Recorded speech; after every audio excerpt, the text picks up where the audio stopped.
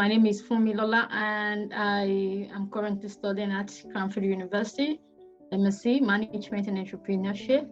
So I think my role here this afternoon is just to share how you can access opportunities in the global space and how you can use this opportunity to make impact in the society.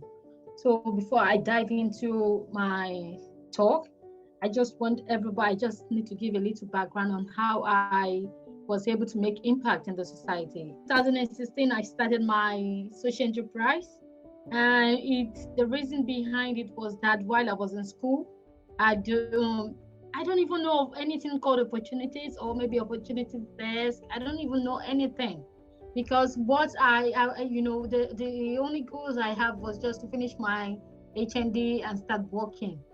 But I realized that I need to make effective change in my society. I need to make impact in the community. So I asked some of my friends, oh, what do you think about, studying abroad? And they said, there's nothing like scholarship. Everything is just fake. So I sat down, I did my research, and with a couple of friends, I came up with Opportunities World.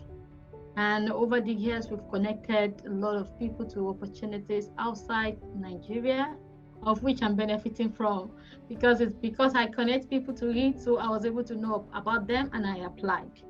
So when we talk about, creating opportunities and assessing opportunities for a social, impact, it's all about you identifying what you want to do. Most of us, we go into our universities or maybe for the BSc, we just study something because we want to study them. Or because my friend is also studying biochemistry, you want to study biochemistry. Maybe because, my parents said I have to be a doctor, then you venture into medicine. Maybe you want to, you just study it because you don't know the impact. You don't even have a vision or a future goals for it. So before you said you want to make social impact, you need to identify the goals and the purpose you want to achieve. What exactly do you want to make impact in the society? Is it in education? Is it in the ed space? Is it in the tech space? You need to identify something that you will do and you'll be happy to do it. Something you will do 5 years, 6 years, and you won't get tired of doing it.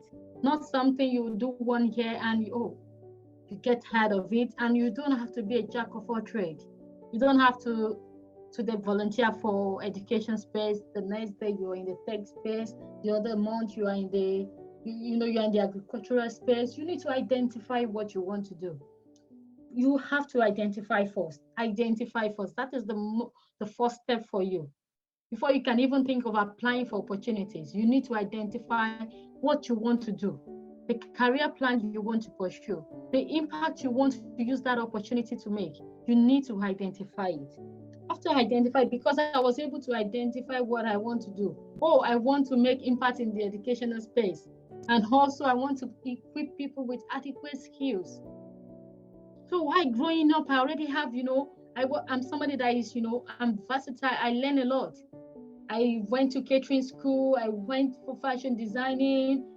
I did a lot of things because of what I know what I want to do in future. You need to identify. And the United Nations has made it easier for us. We have 17 SDGs goals. You can identify the goals you want to work in relation to. Then look at, if I want to work in relation to SDGs goal 4, what do I need to do? What qualifications do I need to have? What experience do I need to have? What are those things I need to do? You need to identify them. So once you identify, you tailor them. I want to work in policy making. Let me volunteer for programs that is relating to policy making. I want to volunteer in providing educational materials. Don't just join people because you want to put it on your social platform, you want to put it on your Facebook or your Twitter so that people will know you're a volunteer. No, you need to identify and narrow them down. Narrow everything down to what you want to do in the future. So that then you plan. What do you have? Okay, I want to work in relation to SDGs goal 4. It's education, creating as easy access to quality education. What do I want to do? I want to work in, maybe you choose a rural community or a particular community you want to make impact in. You can make impact in the whole country. You can only make impact in a particular set of place, in a community. You use that to, to make your impact. So that is what you do. You plan. Oh, I want to study MSc. I want to study at Success University. I want to do, education. Then you work towards it. You volunteer.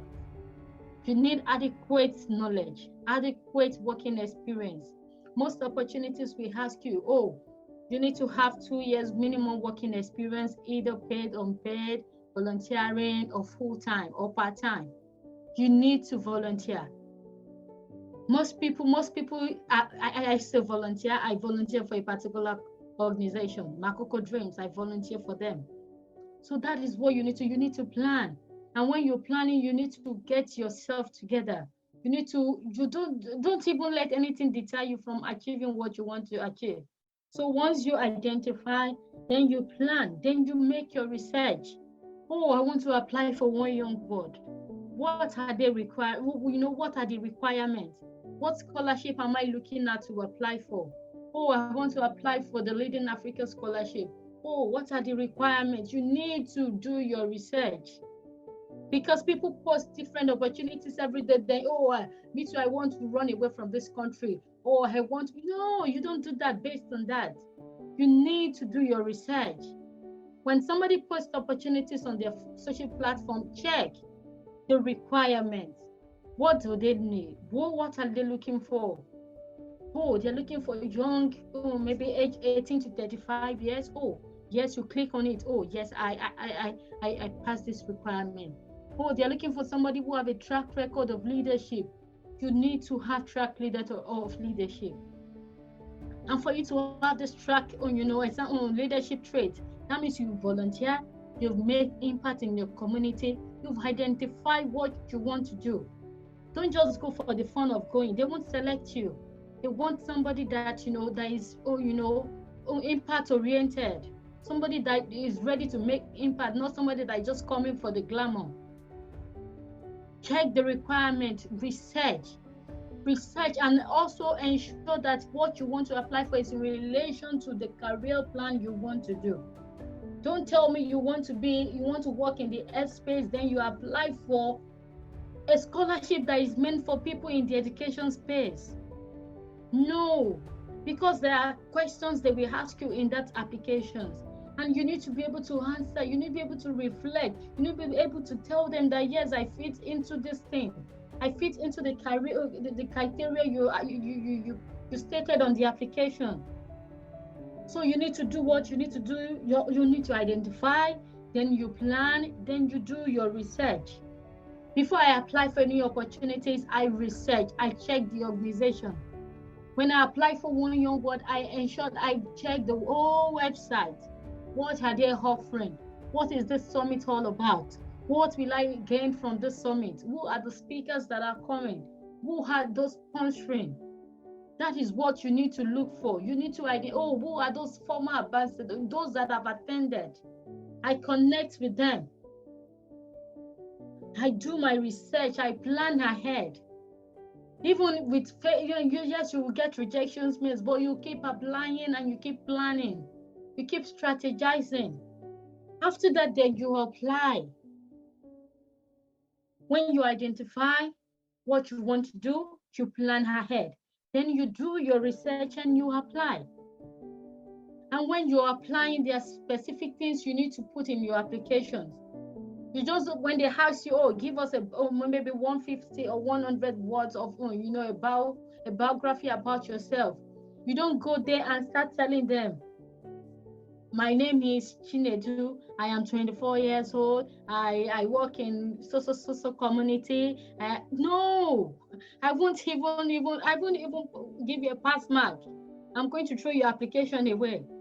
But what they intend you to speak in second person. Funmilola is a social entrepreneur who has over 5 years working experience. Funmilola has impacted over 5,000 people in rural communities, whereby she donated educational materials in a bid to ensure people have access to quality educations. Funmilola you can see I said Funmilola, I'm talking, it's like I'm introducing myself to them.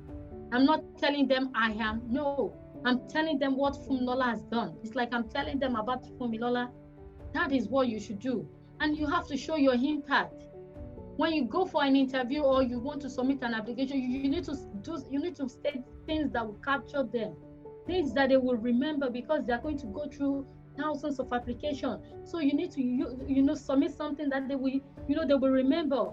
They will be able to say, oh, John, I read an application and I think, oh, I need to look for that application. John, it makes mention of specific thing, and I read, but when you write jargons, the person forgets easily. He forgets easily what you even wrote, and you're like, oh, they didn't select me the first time. They didn't select me the second time. They didn't select me the third time. And you started, because you didn't put something positive in the application. So that is why I said from the beginning that you need to identify so that you can be able to tell it in your application when the time comes for you to apply.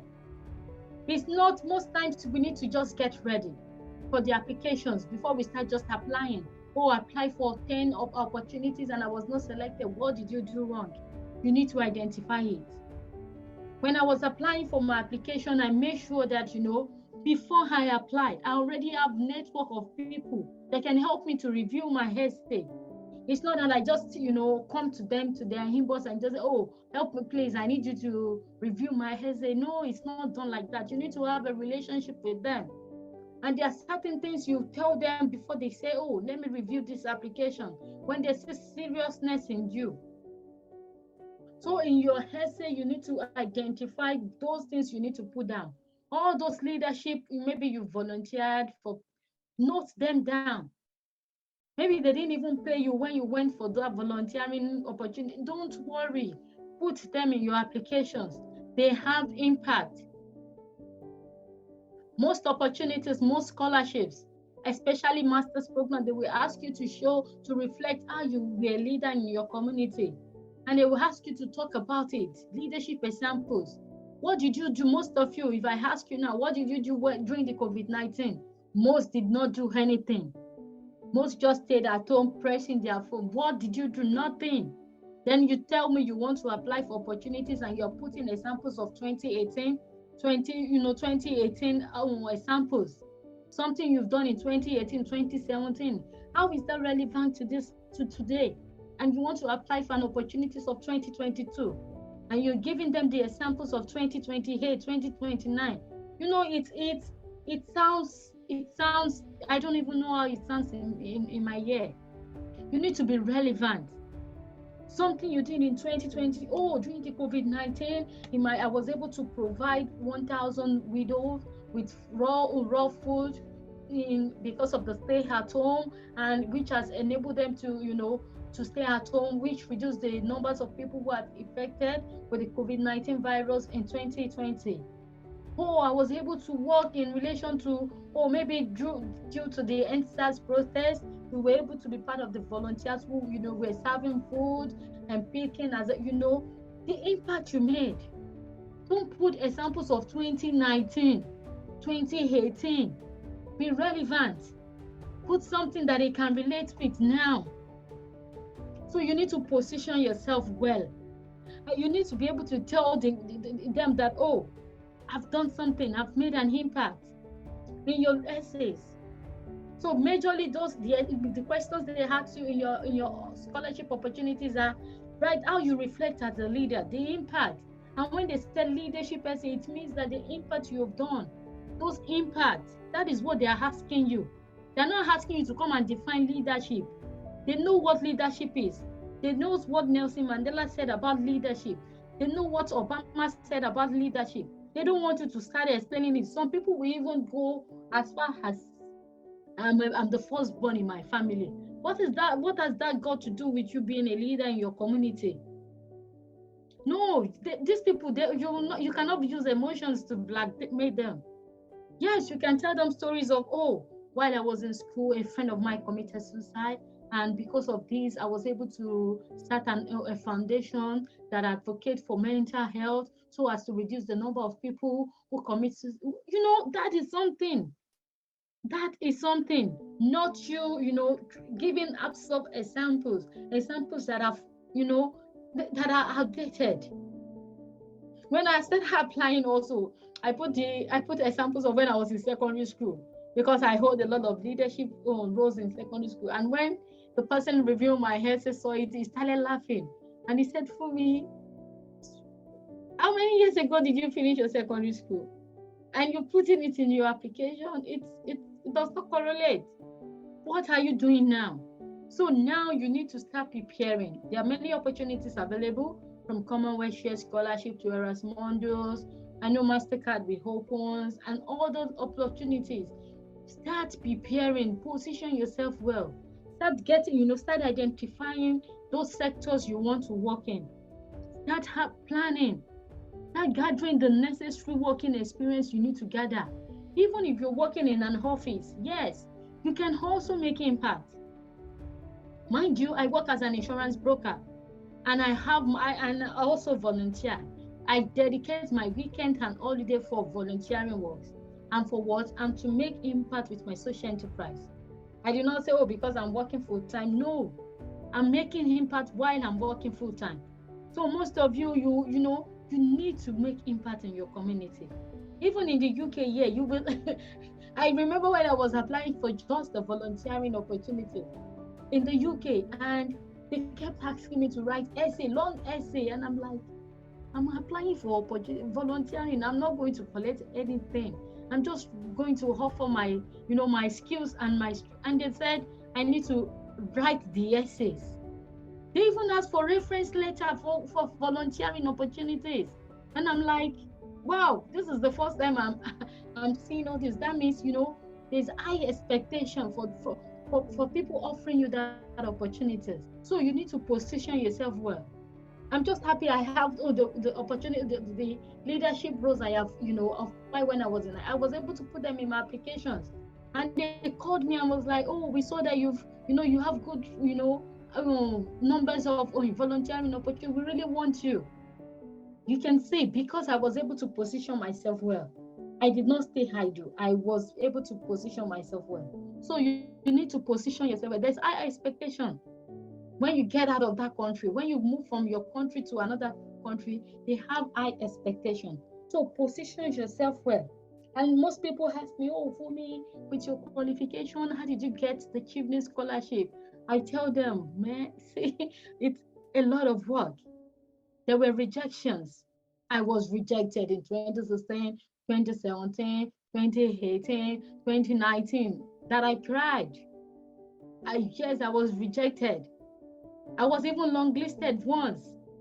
And I was so over the moon. Wow, I'm going to be selected. And the next in February, oh God, when I got my mail, the next thing they said was, oh, we are sorry. We really appreciate your application. Yes, you have good leadership experience, but they didn't select me. So you need to do what? You need to put yourself out there. And when I got it with just my HND, I was, it was really good. So you need to position yourself well. You need to identify what you want to do, make your plan, research, and apply. Don't just stay idle. Thank you so much.